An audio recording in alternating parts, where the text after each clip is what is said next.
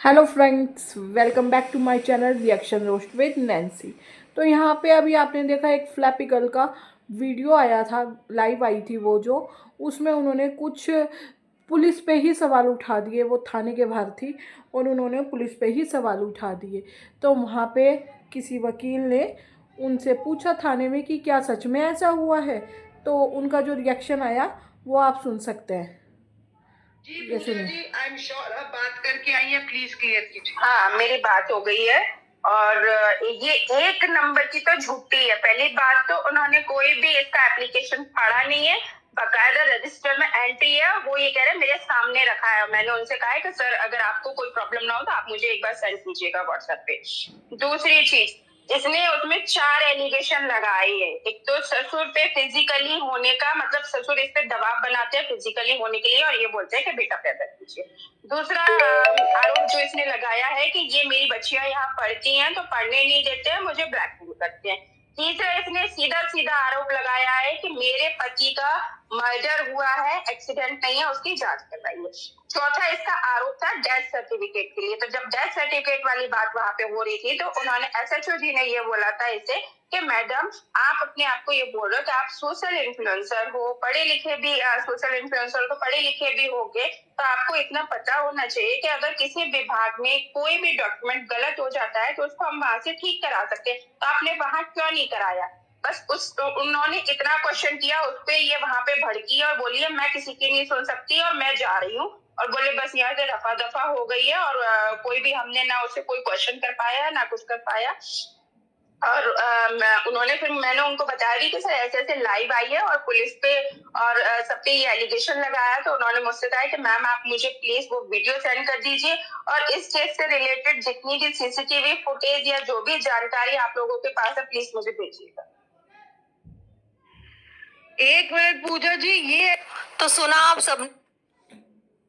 तो सुन लिया आप सबने, बात क्या थी, इन्होंने किया क्या है। पहली बात है, इन्होंने कोई एफआईआर नहीं बोला, इन्होंने प्रार्थना पत्र बोला है। वहाँ पे उन्होंने अपने ससुर पे एलिगेशन लगाए हैं कि ससुर इनके साथ फिजिकल होना चाहता था, वो इनसे एक बेटा चाहता है।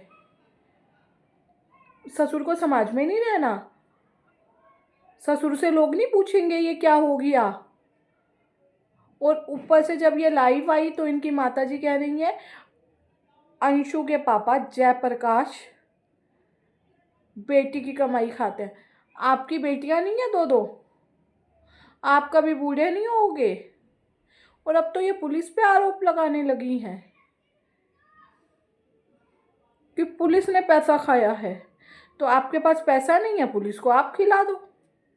पुलिस अगर इतनी ही बुरी है, पैसा खा के कंप्लेंट करती है या कंप्लेंट करने वाले को भगा देती है, तो फिर आप खिला दो। आपके पास तो बहुत पैसा है, कार बंगला अभी आपने सब लिया है, बड़े बड़े इन्फ्लुएंसर आपके साथ हैं, तो क्या वो आपकी थोड़ी सी हेल्प नहीं करेंगे। और आपको किसी पैसे की ज़रूरत है, आप क्या करते हो, आप अपने घर वालों को पैसे नहीं खिलाते। वो आपके घर में रहते हैं तो आप उन्हें रोटी नहीं खिलाते। रोटी के लिए वो कहीं और जाते हैं क्या, खाने पड़ोसी के घर जाते हैं या भंडारे में खा के आते हैं। आपने इतना बड़ा तमाशा कर दिया। और मैडम अब तो आप वीडियोस बनाने वालों से लेके सीधे सीधे पुलिस पे आ गए। पुलिस ने ऐसा किया है, थाने के बाहर खड़े होके आप ये ड्रामा कर रहे हो। और आपको पता होना चाहिए, एक पढ़े लिखे नागरिक की तरह हम कभी भी थाने में वीडियो नहीं बना सकते। जो आप कह रहे हो ना मेरे पास वीडियो है, और अगर वीडियो है तो लाइए ना हमारे सामने। क्यों नहीं ला रहे आप, कोर्ट में क्यों, प्लीज़ हमारे सामने पेश कीजिए, हम भी आपकी हो सकता है कुछ हेल्प करें। किसी तरह है तो हेल्प करेंगे ही। हो सकता है जो हम आपके लिए नेगेटिव सोच रहे हैं वो पॉजिटिविटी में बदल जाए, अगर ऐसा हुआ है तो। अगर आपके पास वीडियो है तो प्लीज़ बताइए ना।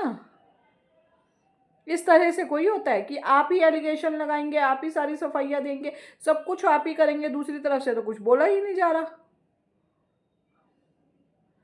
और अभी तो आप पापा जी को रोटी देने वाले थे, इस तरह से रोटी दोगे, जेल की हवा खिलवाओगे।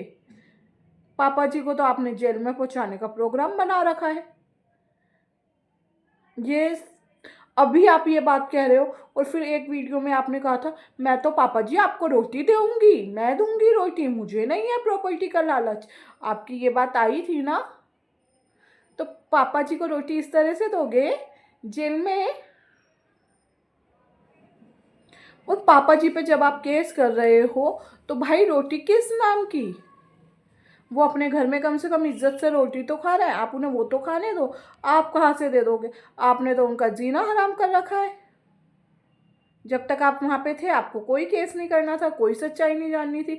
अब आपको सारी सच्चाइयाँ जाननी है, सारे केस लड़ रहे हैं।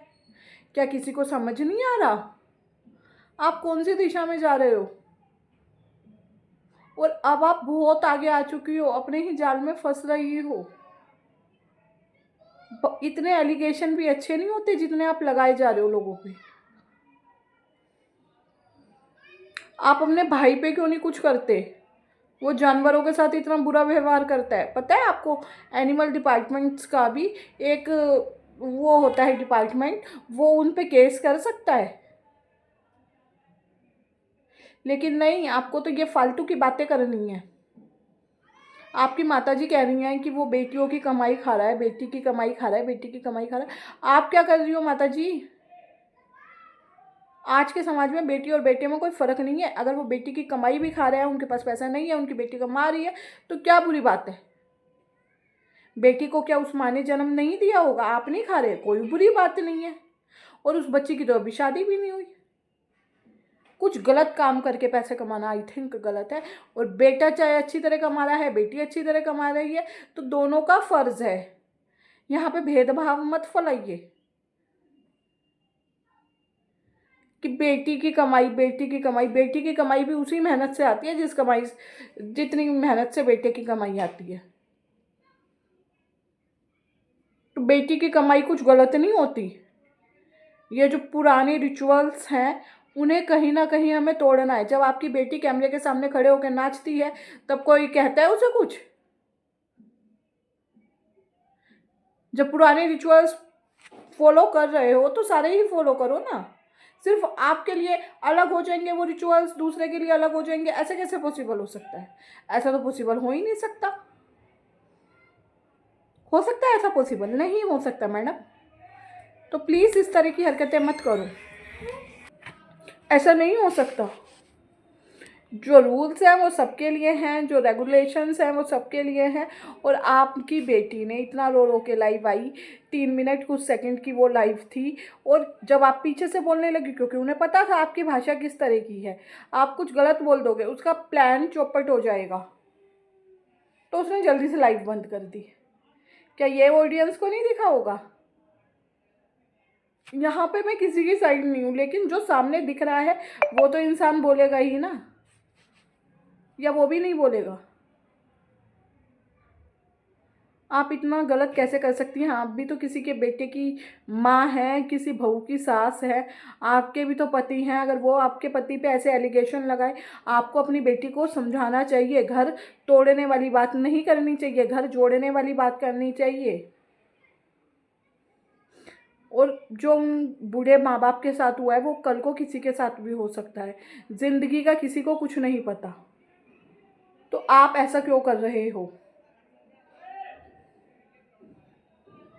और अगर आप सही हैं तो प्लीज़ प्रूफ लगाइए। अगर आपके साथ थाने में ऐसा हुआ है तो लगाइए, लेकिन ऐसा थाने में मेरे हिसाब से तो नहीं हो सकता।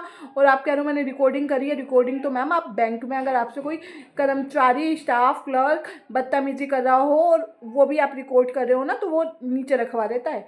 ट्रैफिक पुलिस वाला भी कैमरा अलाउड नहीं करता। आपने कैसे रिकॉर्डिंग कर ली?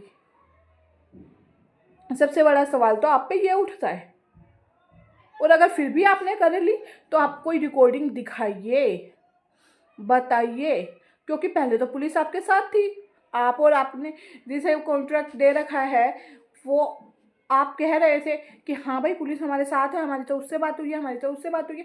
अचानक से पुलिस आपके खिलाफ कैसे हो गई? चलो पैसे भी खिला दिए तो पैसे आपके पास कम है, आप खिला दो। ये रो रो के इतना बवाल काटने की क्या ज़रूरत है? ये संपत्ति कार्ड और ये वीमेंस कार्ड खेलना बंद कीजिए। यही मेरी आपसे बात विनती है। और आपको मेरा वीडियो कैसा लगा प्लीज़ बताइएगा। और यहाँ पे मेरे को लगता है कि मैंने सारे पॉइंट क्लियर किए हैं, और अगर फिर भी कोई रह गया हो तो मुझे वीडियो में ज़रूर बताइएगा कमेंट करके क्या मेरी सोच सही है या गलत। तब तक के लिए राधे राधे। वीडियो को लाइक करिएगा, शेयर कीजिएगा और चैनल को सब्सक्राइब करिएगा। Bye bye.